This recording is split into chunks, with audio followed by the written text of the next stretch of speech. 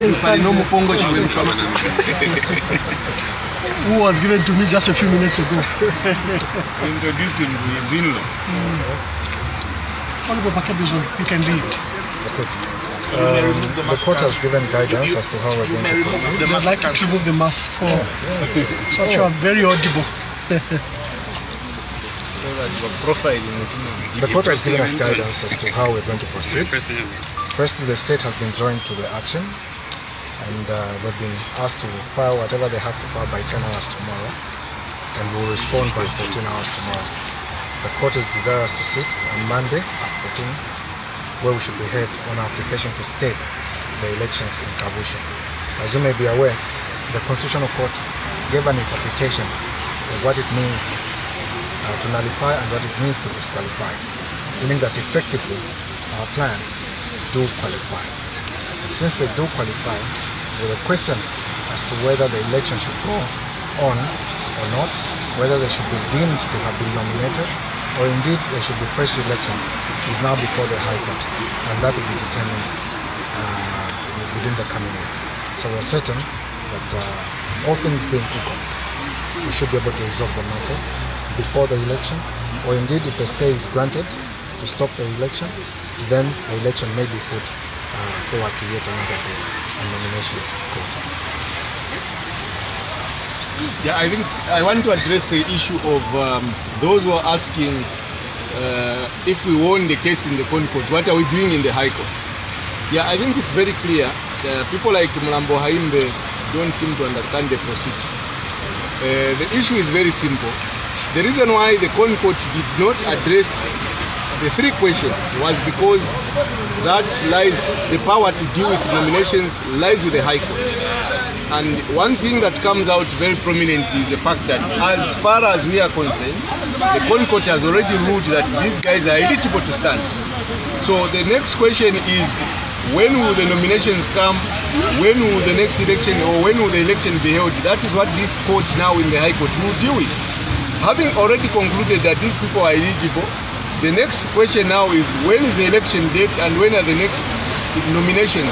That is what has brought us to court here. So if they don't understand what is going on, they can watch afar, but we will not allow Mr. Haimbe to be attacking the judiciary the way he is doing it. He was in court. For the first time we saw a Minister of Justice sitting in the court to listen to the arguments. Then he comes out and says that the court did not pronounce. We all know that the court does not run ECZ. So the court cannot tell ECZ what to do. The court will only end at its mandate.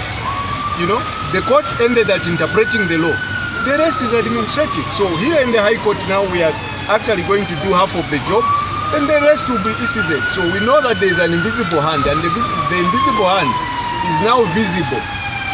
It's Mulambo Haimbe that is misleading the press, and is misleading ECZ, and misleading the president.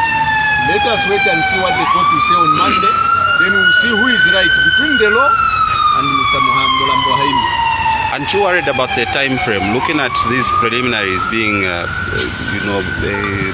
brought up by the state, and the time frame in which the election is supposed to be held, aren't you worried that as you drag each other to and from raising these issues and that, aren't you worried that the time might elapse?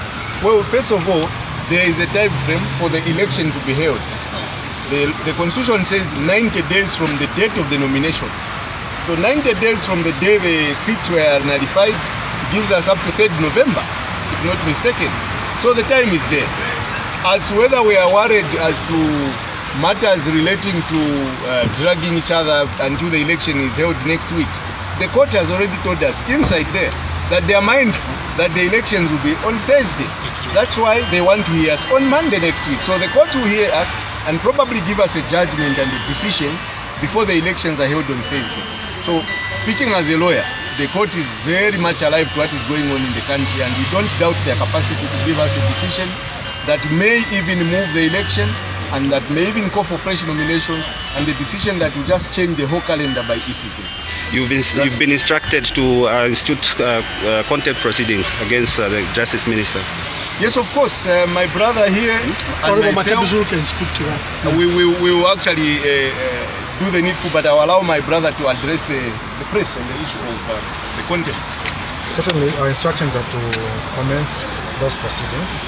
As you may be aware, the statement has been made by the minister, totally out of context, and the fact that he is of counsel ought to have understood exactly what the import of that judgment is. To suggest that the court didn't do what it actually did is in itself misconduct of the highest order. And we are looking into the matter, and we've taken our client's instructions and will make appropriate applications.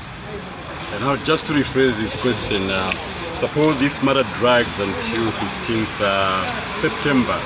Won't you anticipate a situation whereby you might be overtaken by event despite the fact that your client is eligible to stand? We have a good justice system that is alive to the facts on the ground. I don't think we can get to that position. I don't think we can get to that position. All things being equal. And in fact, just to give you comfort, Mr. Kasama, even if the elections went on and a new MP was elected for Kabushi and for Kwacha, this court has power to nullify those elections. So we are not scared. If they want, they can even hold the elections before or after, whatever. The law is very clear. They can proceed. If they want to hold the elections, they will just be doing nothing, because this court, together with the Con Court, can nullify that election. So that is why we are actually not even scared. They can drag the matter all they want, but these courts have power to nullify a seat, and they have power also to order fresh elections. And that is what gives the Zambian judicial system, the teeth to bite whenever a situation actually arises. Thank you, colleagues. Thank you very much. Thank you.